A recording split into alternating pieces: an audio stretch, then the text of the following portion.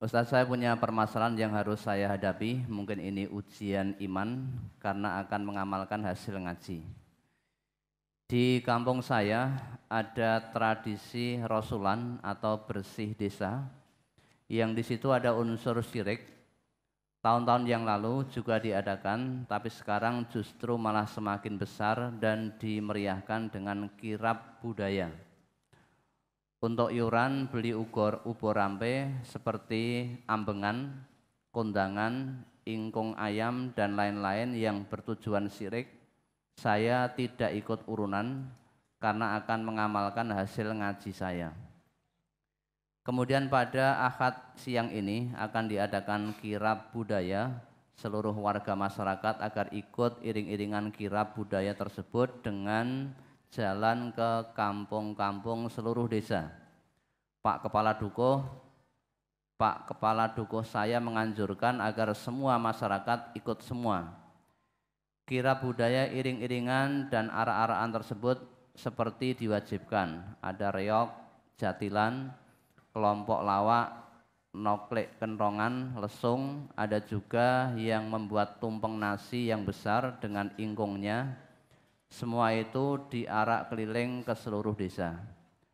Kemudian kepala dukuh saya membuat sanksi bila ada warga yang tidak ikut kirab budaya tersebut akan dikenai denda berupa uang Rp50.000. Meskipun hal tersebut saya tetap tidak akan iuran bersih desa, tidak akan ikut kirab budaya dan tidak akan membayar denda tersebut. Katanya denda tersebut untuk kas dusun. Bagaimana Ustadz sikap saya tersebut? Pokoknya sekecil apapun, kalau untuk kesyirikan saya tidak akan urunan. Risiko apapun saya akan hadapi semua itu. Semua itu sudah saya rembuk di cabang dan semua pengurus mendukung saya. Mohon penjelasan, bimbingan dan tausiah dari Al-Ustadz. Jadi ya, betul kalau memang itu untuk berbuat musyrik, berbuat kesyirikan, jangan ikut, jangan terlibat. Karena perbuatan syirik itu bisa merusak semua amal kebaikan. Samping itu, suatu kezaliman yang besar. Inna syirka ladzulmun adim. Sesungguhnya perbuatan syirik itu adalah suatu kezaliman yang besar. Maka itu, di samping itu perbuatan syirik itu tidak diampuni dosanya oleh Allah. Dan diampuni, coba dibaca ayatnya. Surat An-Nisa ayat 48. Dan surat An-Nisa ayat 116, coba dibaca.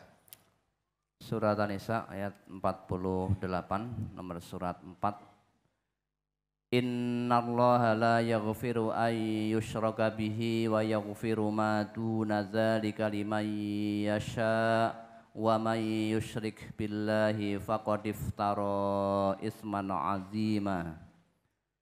Sesungguhnya Allah tidak akan mengampuni dosa syirik dan Dia mengampuni segala dosa yang selain dari syirik itu bagi siapa yang dikehendakinya. Barang siapa yang mempersekutukan Allah, maka sungguh ia telah berbuat dosa yang besar. Ya. Kemudian ayat 116. Innallaha la yaghfiru ay yushraka bihi wa yaghfiru ma duna dzalika liman yasha wa may yusyrik billahi faqad dhalla dhalalan ba'ida. Sesungguhnya Allah tidak akan mengampuni dosa mempersekutukan sesuatu dengan Dia, dan Dia mengampuni dosa selain dari syirik itu bagi siapa yang dikehendakinya. Barang siapa yang mempersekutukan sesuatu dengan Allah, maka sesungguhnya ia telah tersesat sejauh-jauhnya. Ya kan? Perbuatan syirik itu Allah tidak mengampuni dosa syirik. Tidak diampuni.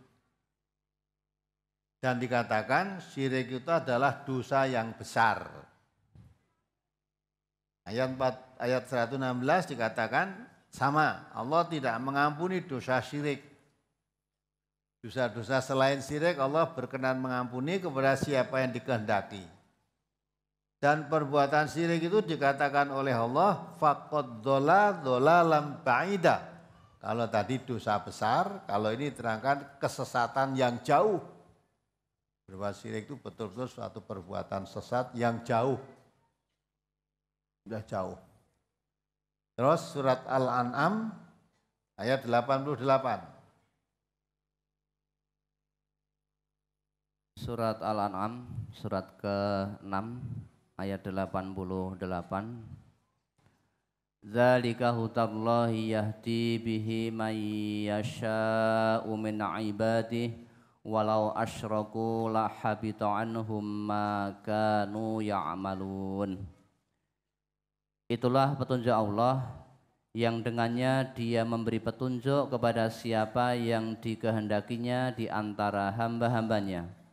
Seandainya mereka mempersekutukan Allah, niscaya lenyaplah dari mereka amalan yang telah mereka kerjakan. Nah, ya kan? Di resikonya orang melakukan perbuatan syirik, amal-amal baik yang telah mereka kerjakan lenyap. Muspro, hajinya rusak, ya umrohnya rusak, puasanya rusak, sholatnya rusak, karena dirusak oleh perbuatan syirik. Maka perbuatan syirik itu perbuatan yang paling dibenci oleh Allah. Masa Allah kok disekutukan? Selain Allah itu semua makhluk. Maka Allah paling murka disekutukan dengan makhluknya sampai tidak mau mengampuni dosa-dosanya dan merusakkan amal kebaikannya. Ya. Maka siapapun jangan mau kita dipaksa untuk berbuat syirik. Ya sekarang yang perlu tanyakan, ya di saudara pertanyaan tadi, ya apakah kirab budaya, memamerkan budaya kamu apa itu syirik? Nah itu yang perlu tanyakan. Kirab budaya itu kan mengertikan supaya mengerti budaya bangsa Indonesia itu, nek daerah Jawa Timur kono, Ponorogo misalnya budayanya kesiannya dengan reog, ya toh? Ada lagi menggunakan budaya apa lah nanti. Budaya-budaya yang ada di Indonesia itu dikeluarkan, dipamerkan, dikirapkan supaya ngerti budaya. Kalau sekedar memamerkan budaya supaya masyarakat Indonesia ngerti kebudayaan Indonesia bermacam-macam, karena negara kita juga terdiri dari berbagai suku, ya, tiap-tiap suku punya budaya sendiri-sendiri. Budaya itu boleh saja asal tidak mengandung kemusyrikan. Lah kalau memamerkan budaya kirab ke desa-desa itu apa itu syirik? Nah gitu lah ya. Kalau tidak syirik ya enggak apa-apa, boleh. Boleh. Nah kecuali kalau ada hubungan bersih desa tadi. Bersih desa itu bagus. Desanya yang kotor dibersihkan. Ya. Saluran-saluran yang mambek dialirkan. Biar tidak jadi sarang nyamuk. Tanaman-tanaman yang liar, runggut-runggut, suka-suka, talang-alang itu bersihkan biar bersih.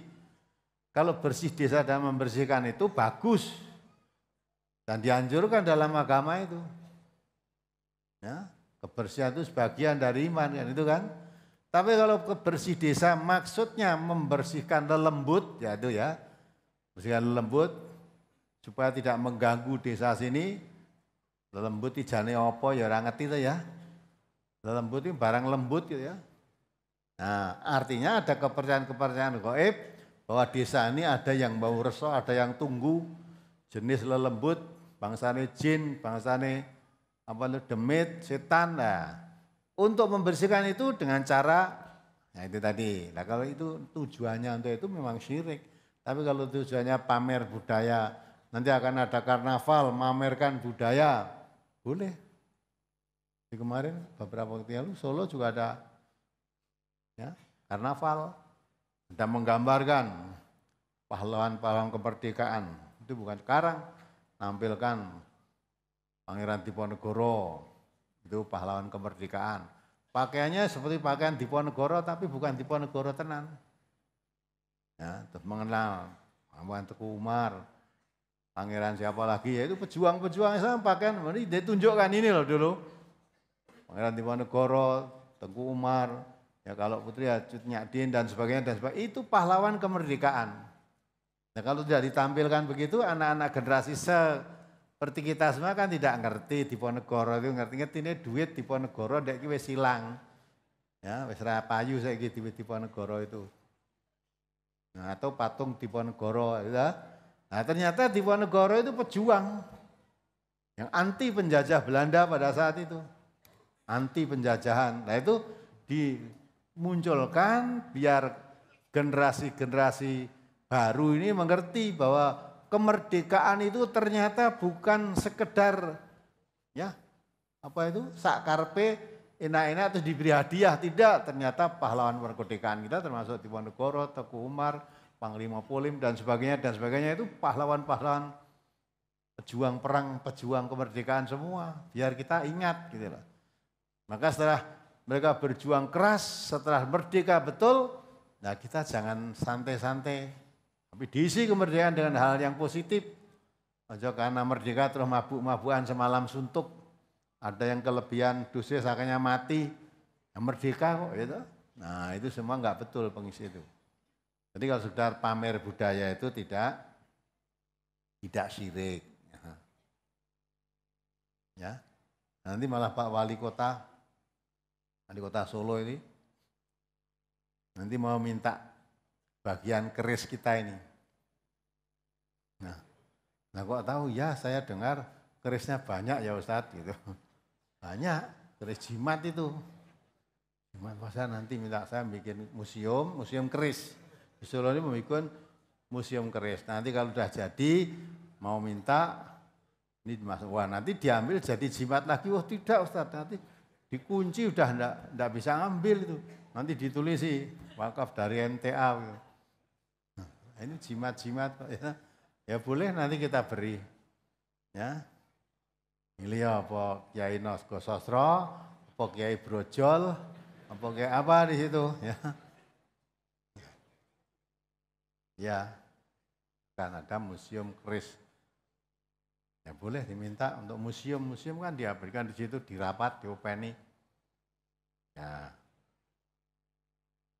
Jadi ya kalau kira budaya itu tidak syirik, boleh dah ikut. Tapi kalau memang itu dalam rangka bersih desa, ngilangke lembut tadi memang itu termasuk perbuatan syirik. Ya.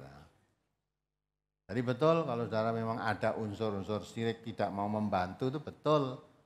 Membantu kok membantu dalam merusak amal.